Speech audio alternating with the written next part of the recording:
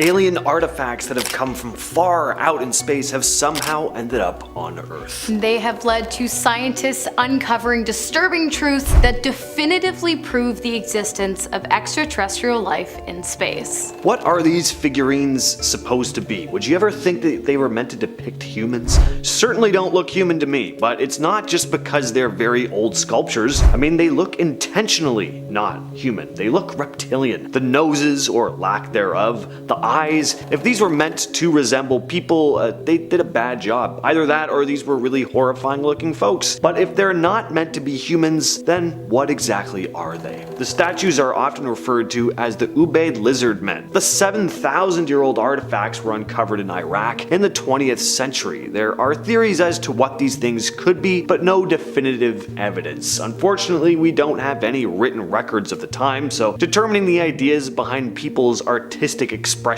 in prehistoric Mesopotamia, it's not really the easiest, but I'm pretty fascinated by the idea that there may have been some reptilian aliens visiting Earth around this time that people were depicting here. Definitive proof of life beyond our planet found inside of a meteorite that landed in Sri Lanka back in December of 2013. Yeah. When pieces of the space rock were gathered and examined back in 2013, a shocking discovery was made. The debris of the meteor contained fossils, algae fossils, of clear extraterrestrial origin, according to lead scientist Professor Chandra Wickramasinghe. Because algae is technically alive, if Professor Chandra's science is correct, the discovery marks the first documented discovery of life that originated from outside of our atmosphere. While the legitimacy of the work has been debated amongst Chandra's peers, who claim that the algae may have been embedded into the meteorite during its time on Earth, the professor is standing firm in his discovery and has claimed that among the algae fossils he discovered were other organisms that are not yet identified and do not match anything discovered on Earth thus far, which of course is great news for those of us who are really hoping that Chandra's discovery of extraterrestrial life is legitimate and that the doubters are just mad they weren't able to make the discovery for themselves. Are these sculptures of planes? They kind of look like stylized planes to me, but that would be impossible because these are thousands of years old. They're artifacts from what is known as the Kumbaya period, a pre-Columbian culture which was around from about 500 BC to 680. They were known for their skill in metalwork. I mean, obviously these things are lovely, but yeah, they really do look remarkably like modern airplanes. They have wings that don't really look like bird wings to me, and a lot of them even have what look like tail fins. So how and why were these created? Did these people somehow have knowledge of what the future of air travel was going to look like?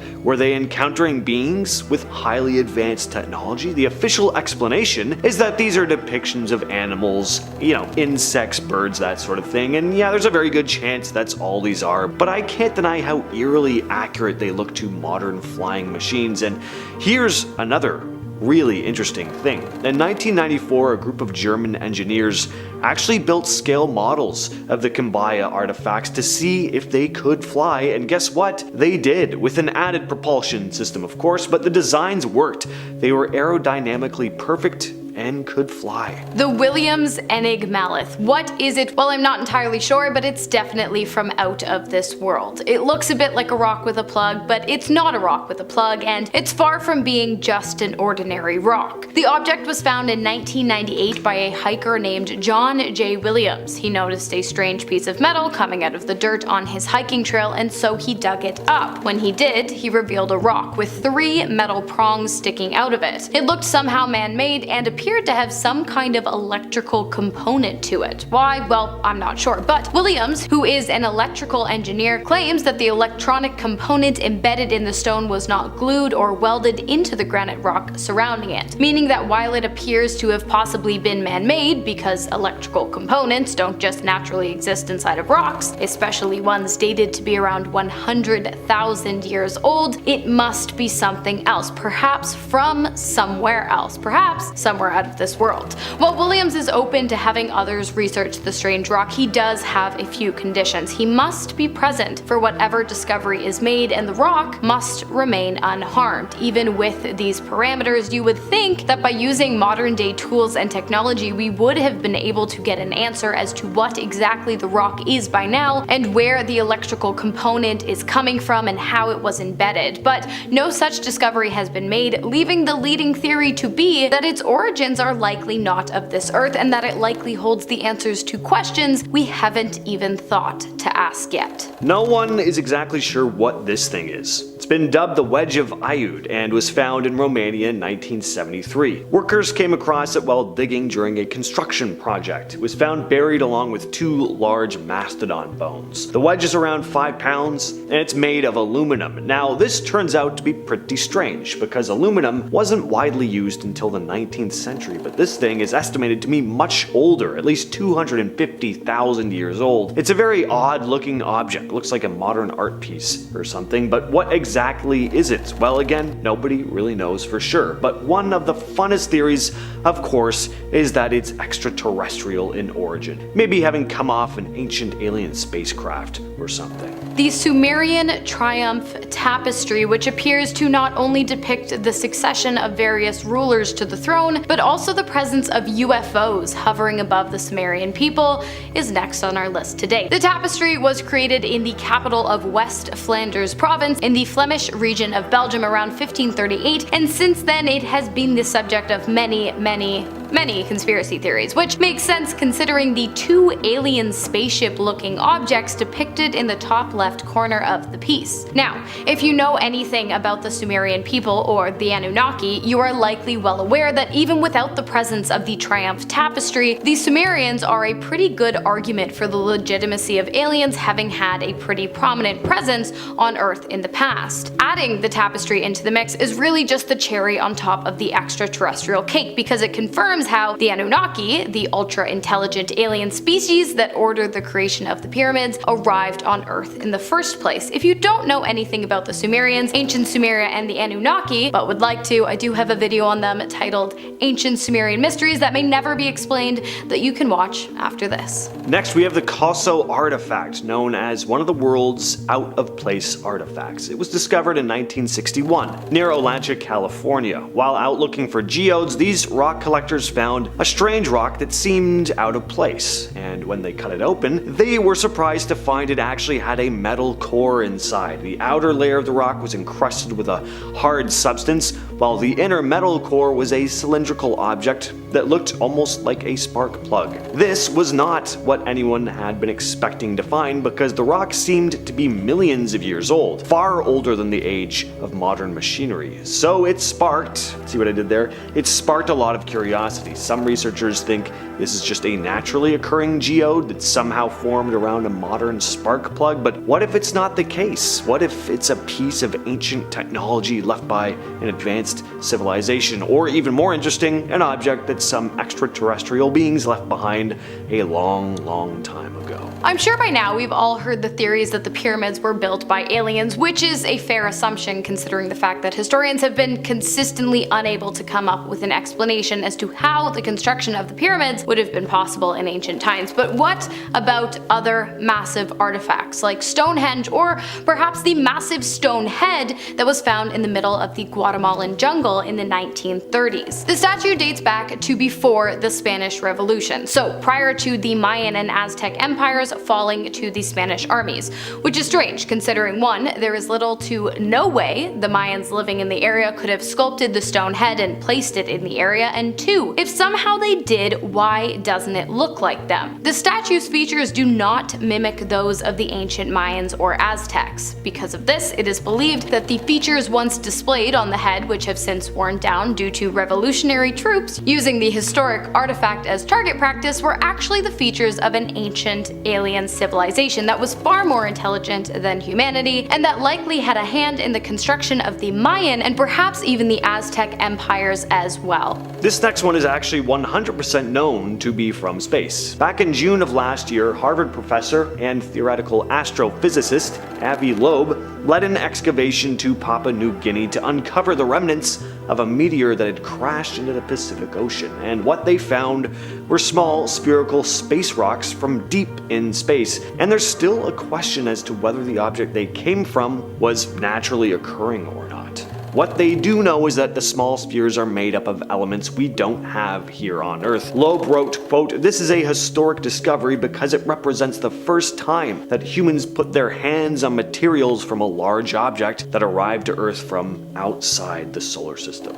Finally, we have an incredibly mysterious extraterrestrial object discovered by the Betts family in 1974. That year, a mysterious fire had broken out on the family's property that destroyed 88 acres of woodland. When the Bettses went out to explore the area and search for the cause of the mysterious fire, they stumbled across a metal sphere with a diameter of just 8 inches and a weight of almost 20 pounds. At first, the family thought that the object might have belonged to the Soviet Union or perhaps NASA. They thought about leaving it where they found it, but curiosity got the better of them, and so they decided to take it home. About 2 weeks later, the family's son was playing guitar while sitting next to the strange spherical object when all of a sudden it began to emit a strange resonating sound that caused the family dog to act up. A while later, the family discovered that when they pushed the sphere across the floor away from themselves, it would change direction and return to the person who had pushed it. Not only that, but the object avoided being damaged at all costs, rolling up slanted tables to keep itself from crashing on the floor, and eventually it began emitting pulsing sounds seemingly out of nowhere. The strange behavior was witnessed by scientists as well as representatives from the military, so you don't just have to take the Betts family's word for it. At first, the Betts family refused to let the ball out of their possession, but after doors started slamming shut and music began randomly playing in their home, they handed it over to the authorities, who were shocked to discover that the metal ball was just that, a metal ball, or so it appeared. While there is no solid explanation as to why the sphere displayed such strange properties and caused so many strange things to happen, I think we can all agree that the most likely reason is because it came from outer space with a purpose that has yet to reveal itself to mankind.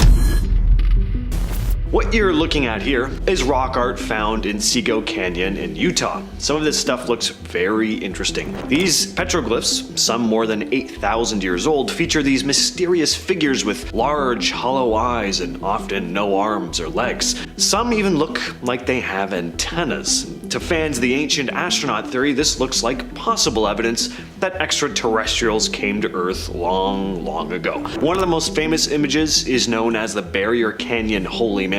This one is very eerie. I mean, just what is this thing that the smaller, dark figures are surrounding? Is it meant to be a god, or could it be a depiction of something they really saw, something from another world? Well, researcher Polly Shafsma thinks that these figures were probably created as part of shamanic rituals, not encounters with aliens. That the figures with strange eyes and legless bodies might represent spirit beings or supernatural entities that shamans, spiritual leaders of the time, claimed to have contacted during trance-like states. According to Shafsma, shamans often believed they could travel to other realms using hallucinogens to connect with these divine beings for guidance.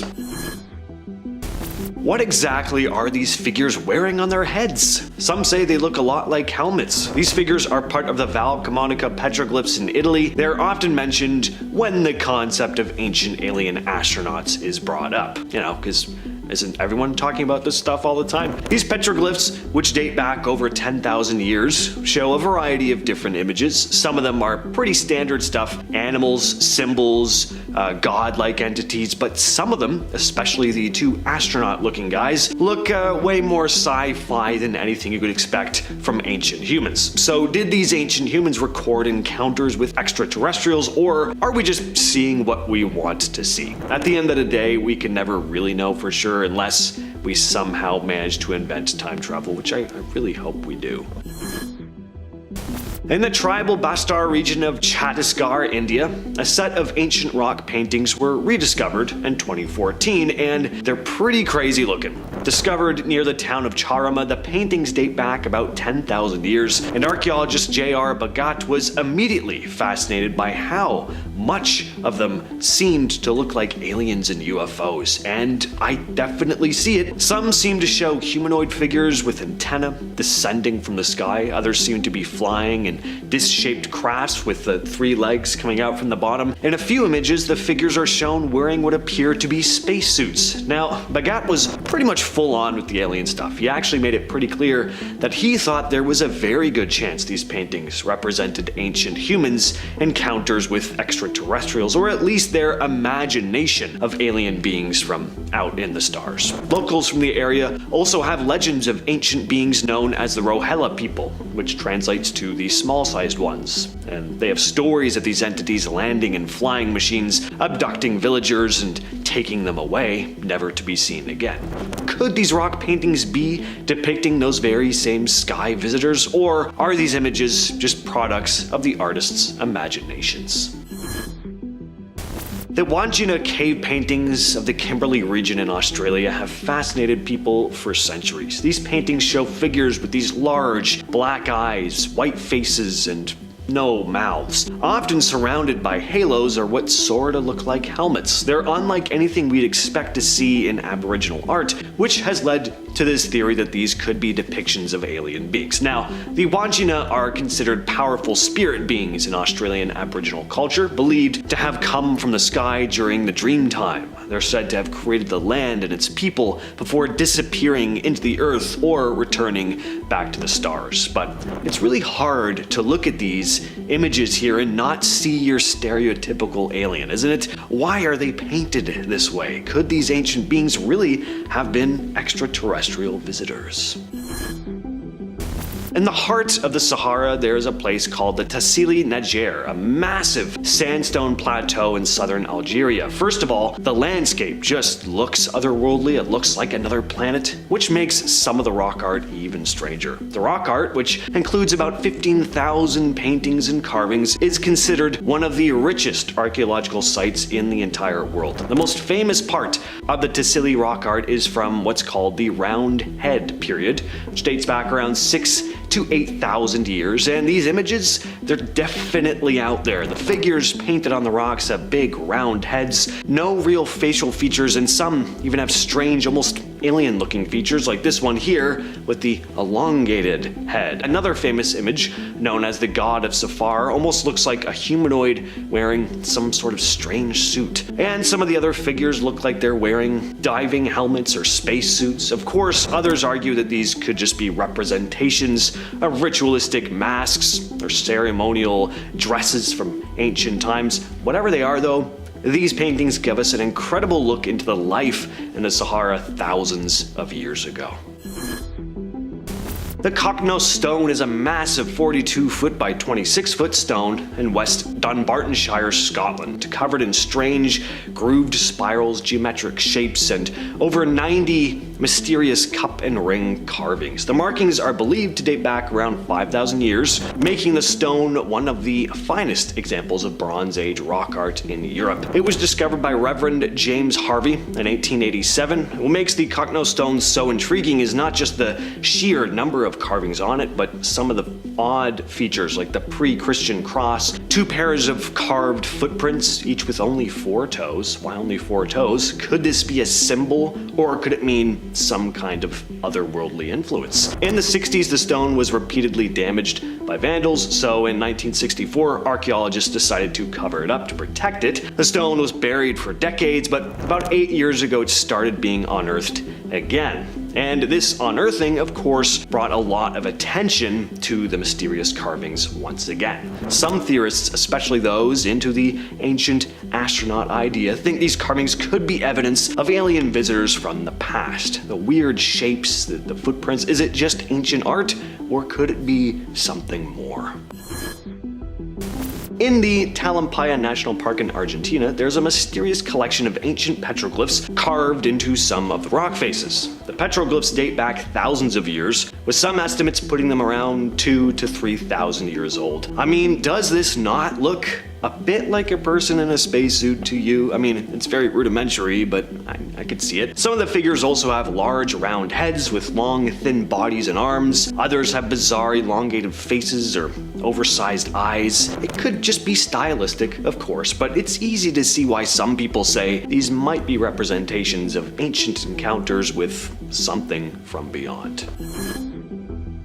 The Judah Kula Rock is this massive boulder in the mountains of North Carolina, full of some of the most intriguing sets of petroglyphs in the United States. The rock itself is covered in over 1,500 symbols, including cut marks, spirals, tracks, and what some believe to be winged shapes and claw-like imprints. But what do these designs actually mean? Some think the petroglyphs may represent a map of the surrounding landscape, showing hunting trails, rivers, and landmarks that were important to the Cherokee people. The Cherokee also have their own legends connected to the rock, including stories of Judah Kula, a mythical creature described as this slant-eyed master of game. The rock is considered spiritually significant to the Cherokee, and it was part of an old trail connecting sacred sites. With more than 1,500 carvings, Judah Kula Rock holds more petroglyphs than any other site east of the Mississippi. Its true meaning is still a bit of a mystery, but it is clear that the ancient site was extremely important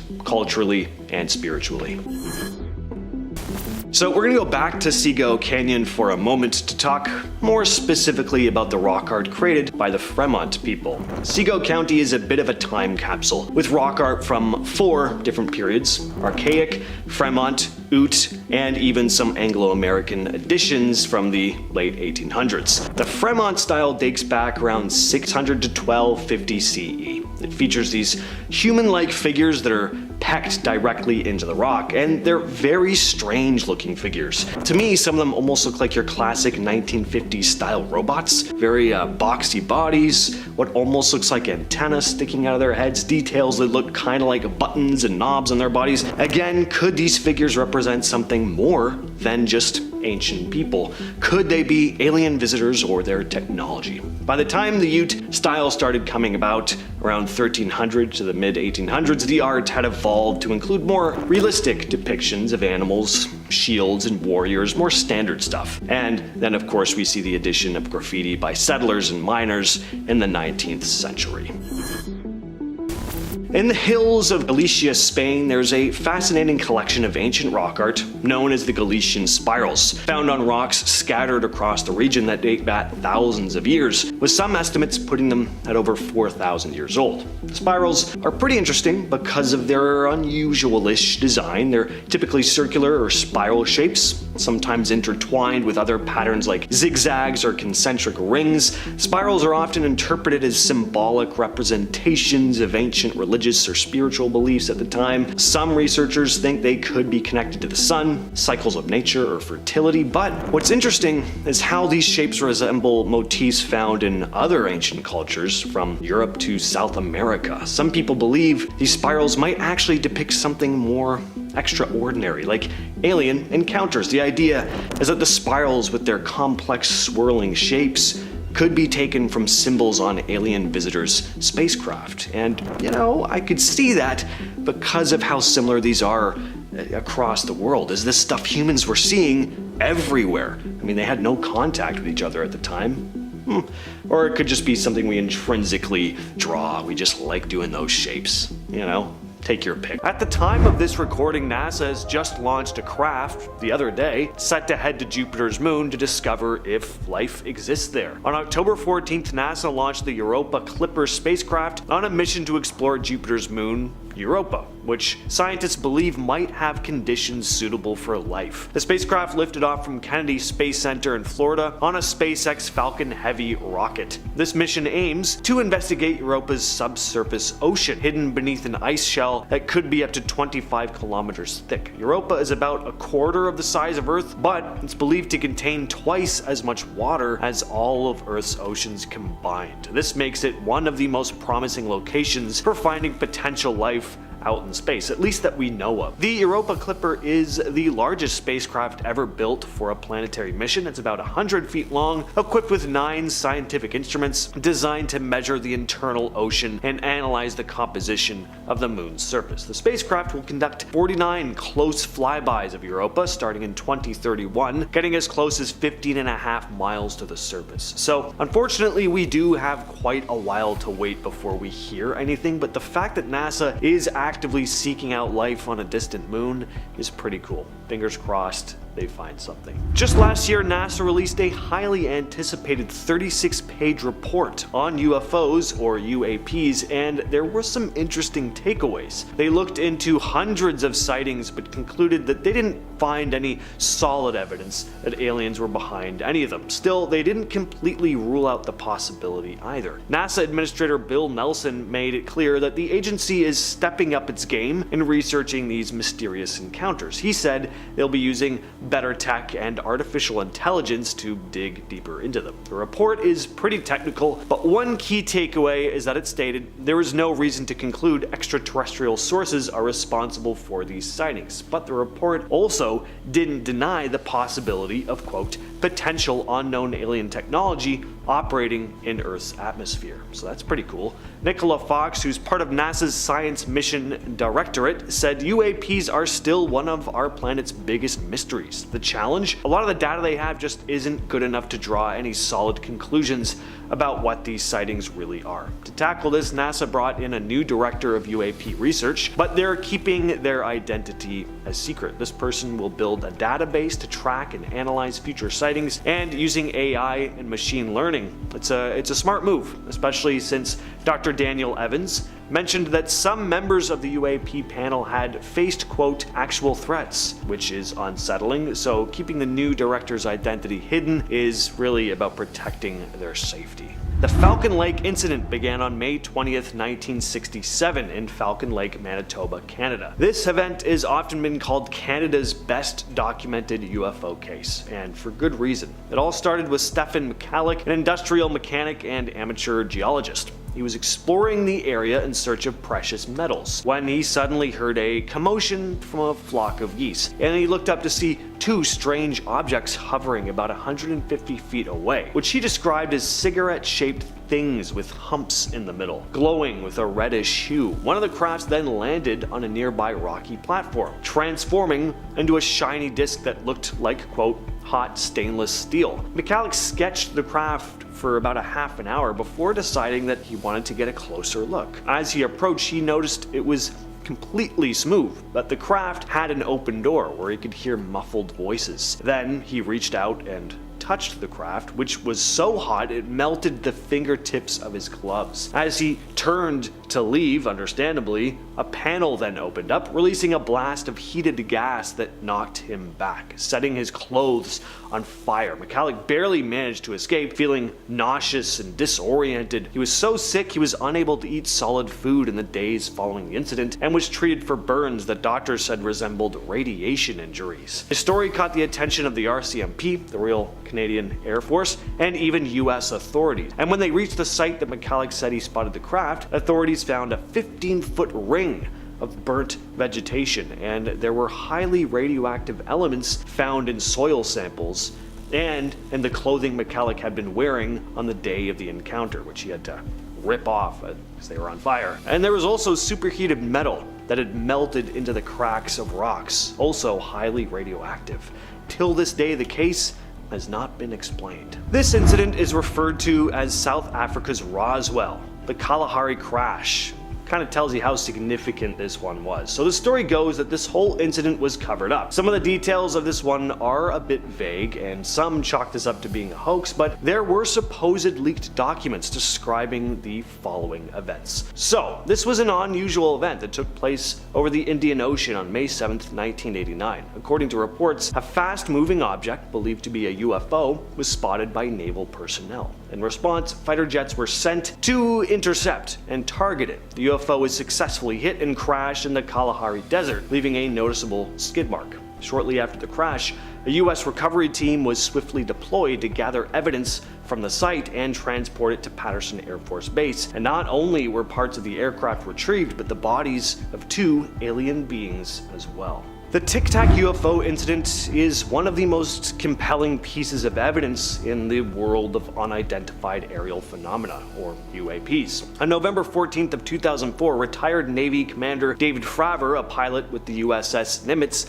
had an encounter during a training exercise off the coast of Southern California. Fravor was flying with Lieutenant Commander Alex Dietrich when they were directed to investigate an unusual radar signal detected by the USS Princeton, another ship in their strike group. The radar operators had spotted, quote, multiple anomalous aerial vehicles that descended from 80,000 feet to sea level in less than a second. Fravor and Dietrich diverted to get a closer look, and as they approached, Fravor described seeing a small white object that looked almost like a tic-tac, hovering above the ocean waves. He recalled in a 2021 interview that the object seemed to respond to their movements, as if it was aware that they were there. The Tic Tac was about the size of Fravor's jet, but had no visible markings, no wings or exhaust plumes. He attempted to cut it off, but the object accelerated away so quickly that it vanished from sight, only to be detected 60 miles away in less than a minute. Fravor stated, "I think what we experienced was well beyond the material science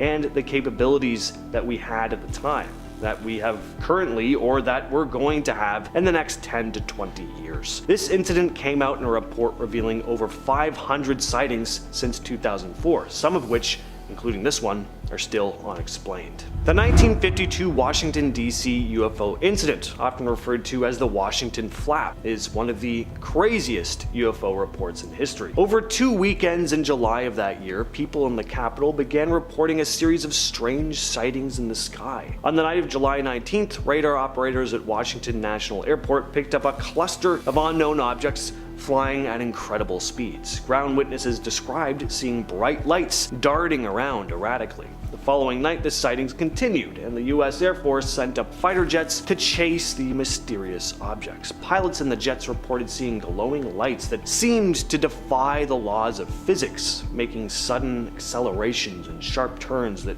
no conventional aircraft could replicate. Air Force Lieutenant Colonel Richard French was an investigator for Project Blue Book in the 50s. In 2013, during a citizen hearing on disclosure, he told a pretty wild story. While working for Project Blue Book, his job had often just involved debunking UFO sightings, but there was one incident that he had no explanation for.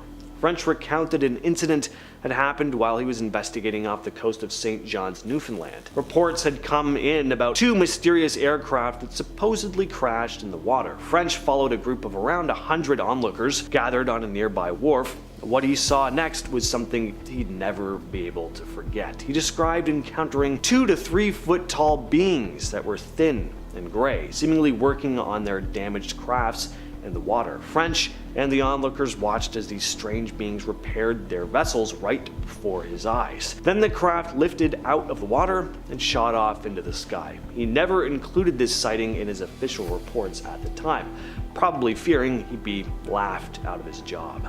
The Indian Ocean has a long history of mysterious sightings, with reports of strange underwater objects dating back as far as 1873. A number of sailors have described encounters with these massive, mile-wide discs lurking beneath the surface of the water, sometimes accompanied by eerie lights. One of the earliest documented sightings occurred on March 23, 1873, when the ship Adelheid was navigating the South China Sea. Crew members claimed to see this huge glowing circular object floating just below the water. And then, May 15, 1879, the crew of the HMS Vulture spotted 2 enormous Ferris wheel type objects spinning in opposite directions. Each spoke about 25 feet wide and spaced about 100 feet apart. On April 14, 1901, sailors aboard the SS Kilwa reported beams of light shining from an underwater disc-like object in the Persian Gulf. Then in 1943, a sailor named Matthew Mangle noticed a massive glowing disc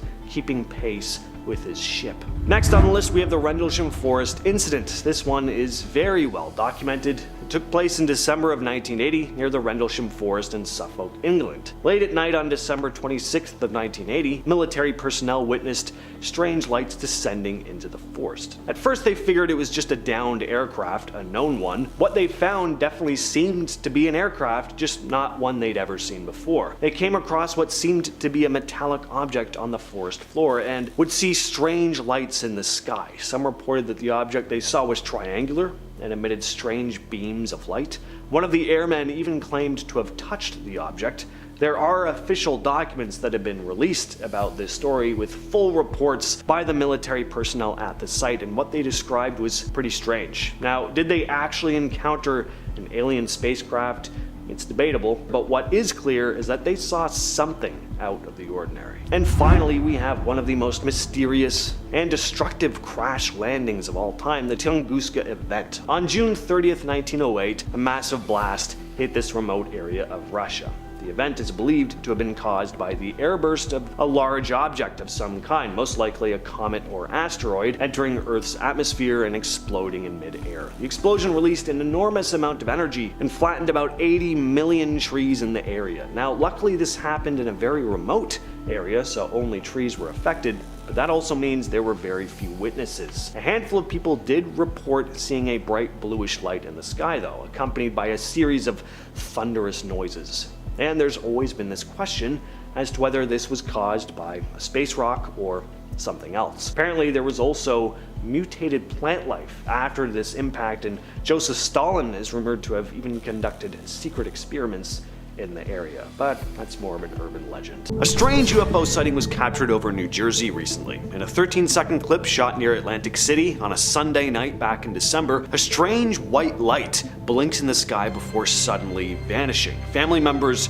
who were watching the light in the sky were completely baffled by what they were looking at. The thing just kind of hovers in the sky, slightly flickering before it looks like it disappears. Turns out that's not exactly the case. A man named Tim Janicki, who received the footage from a friend, posted it online with the heading reading, "I don't trust random videos I see on X, but this is 100% real." So this video has been getting shared around quite a bit. One commenter pointed out, "You can see it didn't just disappear, but it took off with incredible speed. There's a small flash of light to the left as it leaves. Humans can't produce the energy required to go that fast, especially from standstill." And that's true. If you look closely, you do see this really quick blip of light appear in the upper left of the screen right after the strange orb of light looks like it vanishes. Other people commented similar things, like one person saying, "No flight system we have right now can go from stationary to warp drive in an instant. These flight characteristics are well beyond light years ahead of us." Now, this is just one incident in a long list of strange sightings in the sky over New Jersey, which led the FAA to briefly limit drone flights in some areas. The FBI and other federal agencies have been looking into a bunch of the reports apparently, and they claim that so far they haven't found anything pointing to a national security threat. Again, so they say.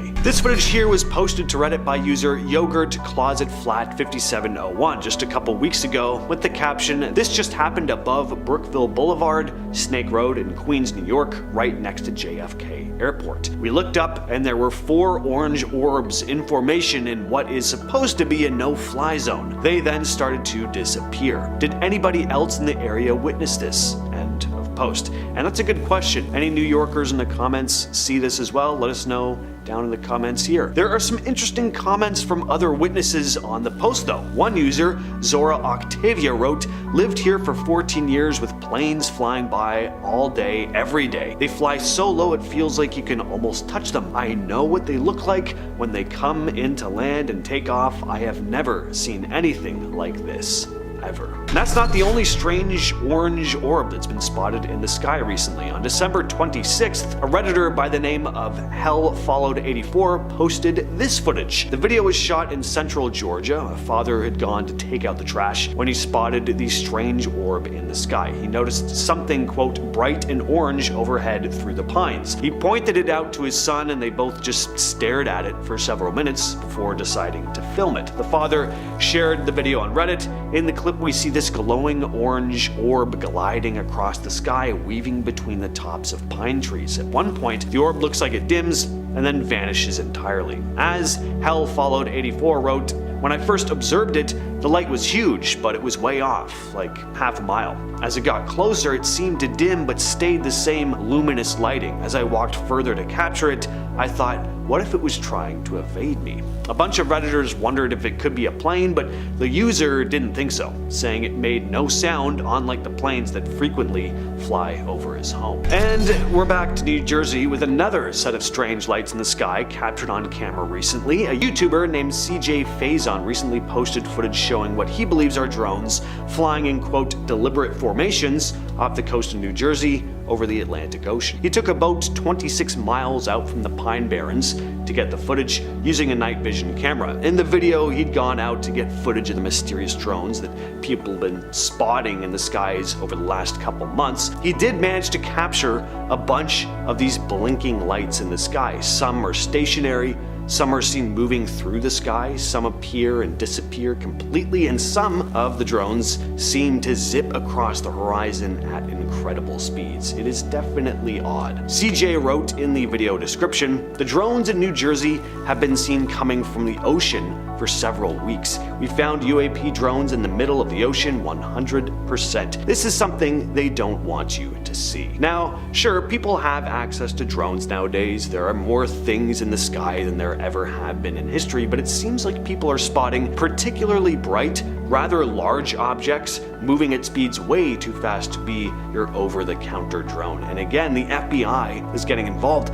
They've investigated around 5,000 reports about these drones, claiming that about 100 of them are considered credible. As of now, there have been no clear answers from authorities on who's behind the drones or what they're up to. This next report comes out again from New Jersey. This time, it's not just lights in the sky though. Whatever this object was, it actually affected the clock in a family's car. In early December, a family reported a strange effect while following one of these strange crafts that people have been seeing in the sky. As they drove along, the car's clock suddenly changed time, then went back to normal once they drove away. Local law enforcement in Morris County insists that there's no known threat to public safety, but residents are still trying to figure out what's going on themselves. There's even a Facebook group with over 17,000 members exchanging info on these sightings. One local software engineer, Rich Dunjewski, thinks the clock change might be a clue. He commented, "Many newer cars get their clock time from GPS satellites," adding that the drones could be using GPS jamming or spoofing. He went on to say that if these drones are using, quote, GPS jamming, then it's plausible the car would follow the signal and change the clock.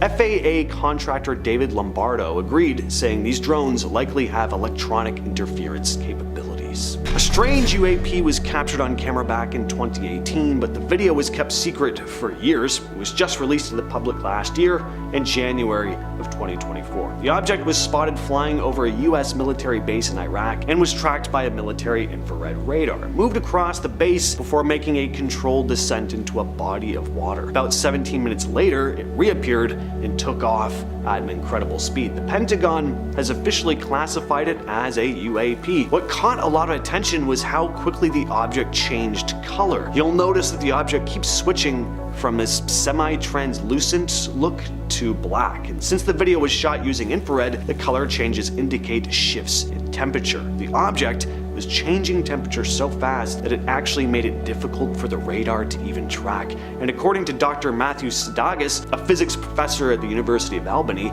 it was doing this, quote, faster than any known object. This next video comes from the YouTube channel Plant Abundance, who wrote in the description that he'd been outside doing some tree work when this bright object caught his eye. He watched it as it stayed stationary for about a minute and a half before fetching his camera. He caught the tail end of it before it drifted downward and faded out. Again, this is another recent clip posted on October 14th of 2024. Now the object is hard to make out. It's obviously pretty high up, but zooming in, it's definitely not a plane or a satellite. It doesn't even look like your typical drone. It looks like a spherical metallic object. So what is it? I don't know. What do you all think? This footage was taken a few years ago. It's another spherical flying orb. The AARO, the office within the US Department of Defense that handles UAPs, released the footage captured by an MQ-9 Reaper drone during a Senate hearing in the Middle East. The video shows an orb smoothly flying through the sky at a high speed. The AARO came out saying that they had no idea what it was, calling it a genuine UAP, but they also mentioned it was not the first time they'd seen something like it. On December 16th of 2024, tourists at Disney World in Orlando caught sight of a glowing red UFO streaking upward in the night sky. The object kinda looks like a falling star, but in reverse. The video made the rounds on TikTok with people commenting it was a UAP of extraterrestrial origin. Now, unlike a lot of the other stuff on this list, this one may have a very clear explanation, and while that explanation probably isn't aliens, it's still pretty cool. The glowing streak was probably a SpaceX rocket that launched that night. Falcon 9's reusable booster successfully landed in the Atlantic after 8.5 minutes. SpaceX was transporting a GPS satellite for the US military. There was a similar sighting near Disney on December 23rd, also very likely a SpaceX mission. So this final story comes from a new docu-series called Investigation Alien. Footage was captured showing a strange object descending into the English Channel. The series follows journalist George Knapp and his team, including underwater archaeologist Rory Kremer, as they dig into evidence of extraterrestrial life. During one of their expeditions off the coast of Normandy, they spotted an illuminated object about 200 yards away. At first, it was stationary, but then it sped off, only to return later. But at that point, most of the crew was asleep. Kremer, though, was on night watch, and he was able to capture the object on camera as it plummeted into the water. Knapp was shocked when he saw the footage. He returned Kremer for an explanation, and Kremer, who's been in the field for over 20 years, admitted, "I don't got any answers, do you?" He thought it might be a flare, but it didn't have the typical smoke. As the object disappeared into the water, Knapp suggested it could be tied to some sort of subterranean base. Kremer pointed out that local tribes in the region have long reported unexplained lights, which were often linked to gods. They both agreed that the footage could be evidence of something much bigger lurking beneath the surface. Now, is this story legit or just a clever way of promoting the series? That's for you to decide. But based on everything on this list, could very well be aliens. In 1975, a pilot and several passengers flying a private plane near Pine Gap's airspace saw something they would never forget. The facility had only started operating 5 years before. Everyone was wondering what the hell was really going on in there, and the passengers and crew were hoping they were going to see something while flying overhead, and see something they did. A large white object appeared, taking off from the base at an incredibly high speed. The object moved so fast that it was nearly impossible for the witnesses to get a good look at it before it vanished into the sky. The pilot, upon landing, reported the sighting. They were told to wait for investigators, and when these investigators arrived, they supposedly told the group to keep their mouths shut about what they'd seen and to forget the incident entirely. Obviously, not all of them did, and if there wasn't already heavy speculation and controversy about this facility amongst the Australian public before, there certainly was now. Now, what exactly is the Pine Gap facility? Sitting right in the middle of the outback, not too far from the remote town of Alice Springs, officially it's known as the Joint Defense Facility Pine Gap, and it's run by both the US and Australian governments. But what exactly goes on there? Like with any facility like this, there's the official answer and the more speculative ones. The facility is decked out with some serious tech. You know those big satellite dishes you see in movies? Pine Gap has plenty of them. They're used for all sorts of high-tech communication and surveillance activity. Officially, the facility is involved in intelligence gathering, satellite tracking, and missile detection. It's always been a controversial place though. It's seen a number of protests over the years, and many of them aren't even necessarily to do with the rumors and conspiracies, but they certainly don't help with its image. Pine Gap is rumored to be a secret site for advanced technology testing. Again, much like claims made about Area 51. A place where the military can try out their fancy new tech far away from the prying eyes of the public. And if you were gonna pick a spot for a test flight over your new advanced drone or aircraft, the Australian outback would be about as ideal as it gets. Ever seen Mad Max? Nothing out there but sand and kangaroos. I don't think there's actually any kangaroos in Mad Max, but you get my point. One of the main theories is that Pine Gap is involved in developing and testing advanced drones and aircraft. These drones could be used for anything from reconnaissance missions to lethal attacks. More on that next though. There are also rumors about Pine Gap being involved in cyber warfare testing, so developing new ways to protect against hacking or creating offensive strategies to mess with enemy computers. That's really the best way I can put it without doing a deep dive into exactly what hackers do on this kind of scale. I don't really know much about hacking other than the error messages I'd get that would screw up my janky old PC in the days of LimeWire. One of the biggest conspiracies is that Pine Gap is involved in operating spy satellites. I'd say a big part of this is the fact that it's jointly operated by the United States and Australia. It's partly run by the CIA, so that leads to some speculation for sure. It's rumored that Pine Gap plays a huge role in monitoring communications, radar, and other electronic signals from all over the world. The facility's remote location and the sophisticated tech make it a pretty ideal setup for controlling and receiving data from spy satellites orbiting Earth. There's a lot of speculation that Pine Gap works with various intelligence agencies to gather information on foreign military activity, enemy organizations, and just various global threats. I mean, this is barely even in the realm of conspiracy. It is a fact. It's involved in intelligence gathering, so I don't think spy satellites are really all that much of a stretch. It's really more of a question of, well, what exactly does this entail? Of course, they don't provide specifics because that would kind of defeat the purpose of the whole spying thing. Another one of the numerous conspiracy theories surrounding Pine Gap is its alleged role as an NSA or National Security Agency listening post. Edward Snowden famously brought this up, and it certainly makes the whole thing feel a lot more credible. According to the theory, Pine Gap is involved in surveillance and data collection, targeting domestic and international communications, using its advanced listening technology to intercept phone calls, your emails. Edward Snowden isn't the only guy to come out having said this, though. There are other whistleblower testimonies alleging that Pine Gap collaborates closely with the NSA to gather intelligence. Their claim is that the facility's ideal location and the powerful antennas make for intercepting large amounts of data, which is then processed and analyzed by intelligence analysts. Another intense rumor about Pine Gap is that it's involved in coordinating lethal drone strikes. Pine Gap is believed to have the tech and connections to control and direct drones used in targeted killings. So we already know they have the technology to efficiently gather intelligence and track targets, so once a target is identified, the data is sent to operators who can launch and guide drones to hit specific targets, often in remote or hard to reach areas. These drones can carry out precision strikes, taking out high value targets with little to no risk to any human soldiers. The idea that Pine Gap could be involved in operations like this, again, stems from the fact that it's another hub for US intelligence and military agencies. So it's no secret that the US has used drones for targeted strikes in various parts of the world, and Pine Gap's advanced technology would be a major asset for this type of thing. Accusations about drone strikes have been denied, but I mean, of course, they're gonna deny something like that. Targeted drone strikes are probably the most controversial part of modern warfare.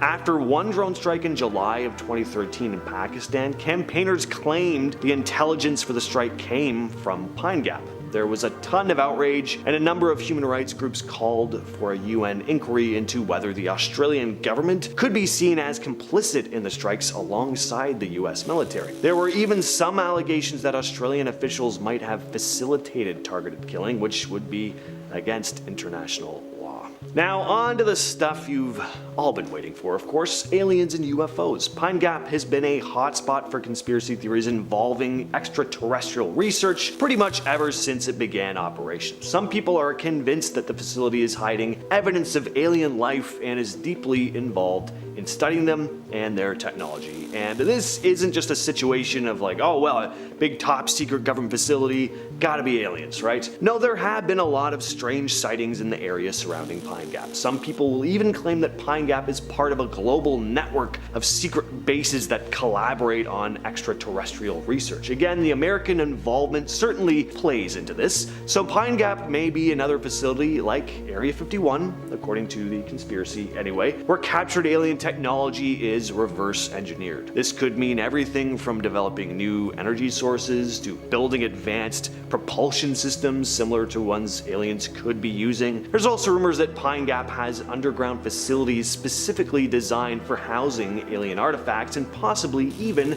extraterrestrial beings themselves. Let's get into some detail on a UFO sighting specifically, shall we? One of the most talked about encounters at Pine Gap happened early in the morning on December 22nd of 1989. So 3 men were heading home after an all-night hunting trip when something out of the ordinary caught their attention. It was around 4:30 a.m. when they noticed what looked like a door. It was camouflaged to blend into its surroundings. Suddenly it opened right in front of them, and from behind it there was a huge metallic gray disc. The disc moved slightly, hovering over the base for a few moments. The hunters stood there, frozen in shock, and watched as this disc shot upwards and then vanished into the sky. As they tried to process what they'd just seen, they saw the camouflage door slowly move back into place, sealing shut as if it had never been there. Pine Gap employs around 1,000 people, and most of them live in the nearby town of Alice Springs. The workers are a mix of Australian and US intelligence personnel, but Alice Springs has a large American population, thanks to Pine Gap obviously, and visitors and townsfolk will often say, if you ask any of these Americans about their jobs, the common answer you'll get is that they're gardeners. It's apparently so common that it's become kind of an inside joke. Are all these people who say they're gardeners really gardeners, or could gardener be a cover for the real work these individuals do at the facility? Some people think that these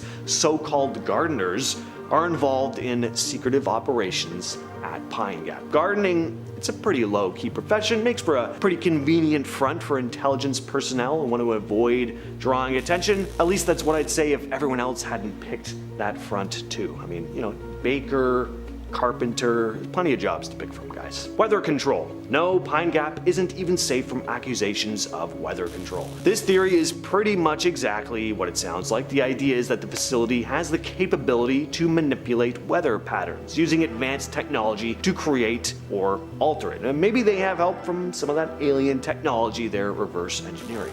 Again, even without the possible secret alien technology hidden inside, people see the sophisticated equipment combined with the secretive nature of the facility, and questions start to form in people's heads like, could they be playing God and screwing with the weather? Could they be using methods like cloud seeding or even more advanced techniques, creating rain and drought-stricken areas? That would be nice. Or maybe they're working on ways to weaponize the weather. The concept of weather control isn't entirely far-fetched either. Various governments have been known to have explored weather modification in the past. For now though, all this is just speculative. We'll just have to wait to see if any definitive information ever comes out about Pine Gap. Starting off this list in our number 10 spot, we have the Holy Trinity. The Paracas Candelabra is a mysterious geoglyph located in the Paracas Peninsula in Peru. It is a large figure carved into the side of a hill measuring over 180 meters in length, and it is visible from the sea. The geoglyph depicts a candelabra-like figure with a central stem and 3 branches extending outwards. Cactus-like, some would say. The exact age and purpose of the Paracas candelabra remains unknown, but it is believed to have been created by the Paracas culture who inhabited the region from 800 BCE to 100 BCE. In other words, it's very old. This geoglyph is now considered an important archaeological site and a cultural landmark of Peru, attracting tourists and researchers who are all of course intrigued by its history and symbolism. The stuff just blows my mind. In our number 9 spot today, we have the Dark Ages tomb. Looking back to the Dark Ages in Shamir Heights, northern Israel, this tomb is quite large. Made up of 400 tons of boulders and stretching 65 feet wide, this burial chamber goes back 4,000 1,000 years. It could mean that humans were part of an organized society that long ago, especially considering the art that they found on the ceiling inside the dolmen. This is the first time art has been documented in one of these chambers in the Middle East, and we haven't quite figured out what the ceiling carvings depict yet. So far, we think arrows or anchors. Inside the actual grave, there were 3 sets of human remains, so it has been used for quite a while. While excavating the ancient grave site, archaeologists also found colored beads. One of the most intriguing parts of the grave has to be the lines carved in the ceiling. All those lines connecting to one arc. What does it mean? In our number 8 spot today, we have the Nazca lines. We've all heard of alien crop circles at one point or another. I remember watching the movie Signs when I was younger, and then I couldn't sleep for 13 years. The birthday party scene is just too much for me. And that is exactly why this next one freaked me out. Just 200 miles southeast of Peru, we can find hundreds of markings etched into the earth. They're massive pieces of art, like crop circles, but more intimidating. The biggest ground graffiti spans over 1,200 feet. Many people believe this was an ancient ritual for water. Given its location, that theory checks out. Another theory, written in 1968 in Erich von Daniken's book Chariots of the God, suggests that ancient Nazca was a site for alien visitors, leaving behind knowledge in the form of these massive doodles and technology. One of them just says Garbazar was here. We're like, oh, nice. And on number 7 spot today, we have the Ice Age art. More ancient artwork, this time from the Colombian Amazon. Thing is, unlike other drawings found on the ceilings of tombs, this canvas stretches about 8 miles. The paintings are even more impressive, dating back to 12,000 years ago. These were made near the end of the last Ice Age. Thousands of paintings, by the way, not just a handful of arrows either. These were found in 2017, but it was only last year when they went public with the findings. The findings being paintings of elephants, massive sloths, horses from the Ice Age, snakes, birds, deer. This is now one of the largest collections of rock art in South America. Pregnant women or the origins of the Ninja Turtles? You tell me. In our number 6 spot today, we have Tomb KV55. Located in the Valley of the Kings in Egypt, Tomb 55, otherwise known as KV55, was discovered by Edward Ayrton back in 1907. And the reason we call this tomb by a number rather than a name is because we really don't know who or what is inside. Even the walls inside aren't like other tombs, covered in ancient hieroglyphs, tipping the reader off on the noble history of the king that lies before them. Nothing is here. The only hint that remains is one hieroglyph, and it translates to, "The evil one shall not live again." Even these massive stones were built in order to prevent anything from getting out. Usually with these ancient tombs, it's the opposite. The description for those inside the tomb has also been destroyed, so we have no idea who's in KV55 or what. Many believe it's Akhenaton, and back then they didn't believe in multiple gods, just one, so Akhenaton got on the wrong foot with the high priests, and over his 17 years of ruling, he was convincing everybody that their art and religion was wrong, and there was only one god in existence. This was the sun god. His own son, King Tut, succeeded him and luckily restored the previous religion, but maybe the sun god was passing knowledge to him, or maybe he just loved staring at the sun. Or maybe aliens. Honestly, we gotta tie it back in somehow. In our number 5 spot today, we have the Voynich manuscript. In 1912, an antique bookseller somehow stumbled upon the Voynich manuscript. This is a book that is 250 pages long, and while it shows some images of different things, it is also completely written in an unknown alphabet. The book is said to be from around 600 years ago, but why have we never seen this alphabet at all before? Aliens? A researcher by the name of Stephen Bax has apparently been able to decipher 14 of the characters in the book, but do you really know for sure? It is said that while this book may have been written in some unknown language, it may also possibly be code for something that is yet to be cracked. While I truly have no idea what secrets this book holds, I do hope it's nothing of importance to us now. Or maybe the aliens are just trying to make contact. Write in English, please. In our number 4 spot today, we have the Atacama Giant. This massive geoglyph is located in the Atacama Desert of Chile. Looks like an alien doodle. I love this little guy. It is a large human-like figure measuring 86 meters in height, and it is believed to have been created by the pre-Columbian peoples who inhabited the area over 1,000 years ago. The figure's arms are raised, and its body is decorated with symbols and designs that are thought to have been religious or have astronomical significance. significance. Imagine finding this one day hundreds of years ago. It would be absolutely jarring. The purpose of the geoglyph remains a mystery. Who were they trying to communicate with in the skies? The geoglyph is speculated to have been used for astronomical observation or as a spiritual symbol. Today, the Atacama Giant is considered an important archaeological site and a cultural landmark in the region. In our number 3 spot today, we have the northern Kazakhstan geoglyphs. This is a package deal, more than one symbol in this one. Massive, mysterious geoglyphs were found in the remote regions of northern Kazakhstan. These geoglyphs consisted of various shapes and symbols, including circles, squares, lines, some of which stretch for several kilometers across the landscape. Our last one was one symbol, one little guy. This one here is much larger. The origin and purpose of these geoglyphs of course remain unknown, but they are believed to have been created by the ancient nomadic tribes who inhabited the region over 2,000 years ago. Some experts speculate that the geoglyphs may have been used for religious or ceremonial purposes, while others believe that they may have served as navigational aids. Or, if you're clicking this video, maybe they were communicating with higher beings.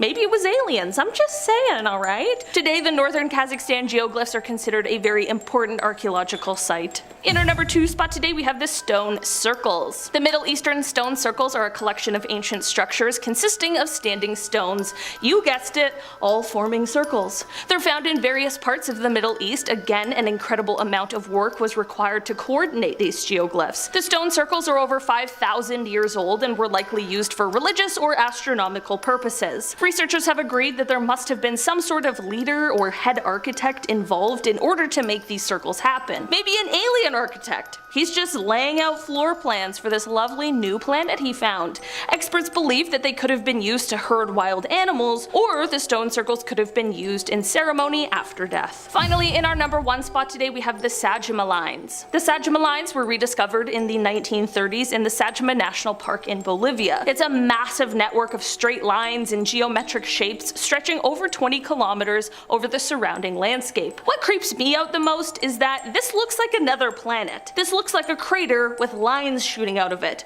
almost like an ancient alien highway. Maybe I'm crazy, but we're here at number 1 after all. Some experts believe that the Sajama lines were used for astronomical observation as they are aligned with the movements of the sun, moon, and stars. That's both impressive, but also terrifying. Okay?